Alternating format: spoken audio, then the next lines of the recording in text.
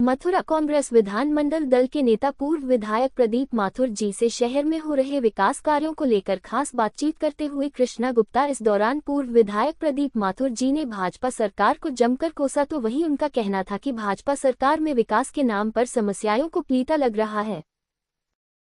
उनके लिए भाजपा सरकार को जमकर उन्होंने जो है अपना कोसा, और एक तरफ उनका कहना था कि जब कांग्रेस पार्टी हमारे देश की काफ़ी पुरानी पार्टी है, और कांग्रेस पार्टी के बारे में हम क्या कहें, कांग्रेस एक अपने आप में हमारे देश की बहुत सर्वप्रथम बहुत पुरानी पार्टी कही जाती है, और आज़ादी की जंग में भी विशेष योगदान जिनका रहा है, सरदार वल्लभ भाई पटेल, बेगम हजरत महल जैसे अशफाक उल्लाह खान क्रांतिवीरों की यादों को उन्होंने बताया।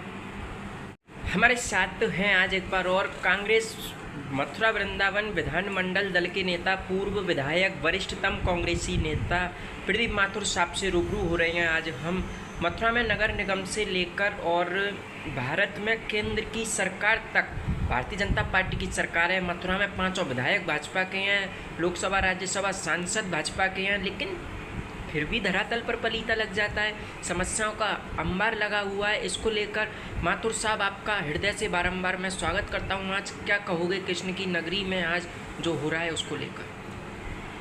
देखिए, भारतीय जनता पार्टी, जैसा कि आपने कहा, नीचे से लेकर ऊपर तक भारतीय जनता पार्टी का राज है। उत्तर प्रदेश सरकार इनकी है, केंद्र सरकार इनकी है, राष्ट्रपति इनके हैं, उपराष्ट्रपति इनके हैं, मथुरा के सांसद इनके हैं, राज्यसभा के सांसद इनके हैं, 5 विधायक इनके हैं, परंतु इनमें कार्य करने की कोई क्षमता नहीं है।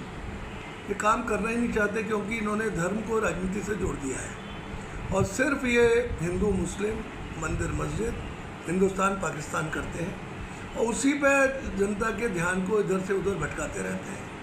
अब अभी ऑपरेशन सिंदूर हुआ और भारतीय सेना ने जो बहुत ही वीरता से लड़ी, और हमारी चाहे वायुसेना हो, चाहे थल सेना हो, चाहे हमारी ये नेवी हो, इन सब के जवानों की शौर्य की गाथाओं को मैं सलाम करता हूँ, उनको नमस्कार करता हूँ, उनको नमन करता हूँ और अपने सभी फौजी भाइयों को प्रणाम करता हूँ।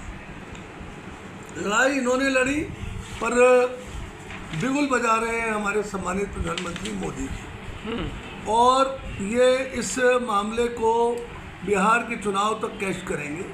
पहले इन्होंने पुलवामा के नाम पर वोट मांगे, फिर इससे संबंधित हो, चाहे शहर की सफाई व्यवस्था से संबंधित हो, चाहे यमुना जी के शुद्धिकरण से संबंधित हो, चाहे बिजली की समस्या हो, चाहे किसानों की समस्या हो, चाहे रजवाहों में आने वाले पानी की समस्या हो, चाहे किसानों को खाद मिलने की समस्या हो, किसी समस्या से इनका कोई लेना देना नहीं है। सड़कों में गड्ढे हो गए हैं और सड़कें नहीं बन रही हैं तमाम जगह की। मुख्य सड़कें तो हर सरकार बनवा देती है, परंतु ग्रामीण अंचल की अंदर की सड़कें, मोहल्लों के अंदर की गलियां और सड़कें कहाँ बन रही हैं। तार जो है हमने अंडरग्राउंडिंग तमाम इलाके में करा दिए थे, परंतु अब भी कुछ इलाका अंडरग्राउंडिंग होने से रह गया है, उसकी तरफ भी इनका ध्यान नहीं है। सीवर लाइन पड़ने की घोषणा इन्होंने करी है, पता नहीं कब पड़ेगी। तो सीवर लाइन पड़ेगी तो फिर सड़कें खोदेंगी और केबल कटेंगी, पता नहीं वो सड़कें बनेंगी कि नहीं बनेंगी।